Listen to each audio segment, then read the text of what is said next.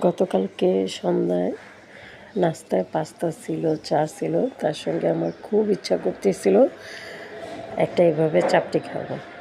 তো তাড়াতাড়ি করার জন্য পেঁয়াজ কাটাই ছিল, অল্প একটু কাঁচামরিচ দিছি শুধু কুচি করে, তার সঙ্গে পেঁয়াজ বেশি করে দিছি, দিয়ে এই কাঁটা চামচ দিয়ে পানি দিয়ে একটু মিক্সড করে লবণ দিয়ে ব্যাস চাটাটাকে করছি। এই তো অল্প করে তেল দিয়ে আমি এখানে দিয়ে দিলাম। এবার দেখা যাক চলো পারি কিনা এই চাপড়িটাকে উল্টাইতে, আনাম উল্টানো যায় কিনা চলো দেখি। বিসমিল্লাহির রহমানির রহিম। আলহামদুলিল্লাহ, এই যে দেখো কত সুন্দর হলো।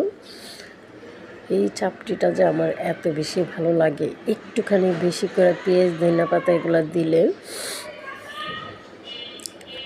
মনে হয় এই চাপটির টেস্টে বাইরে যায়।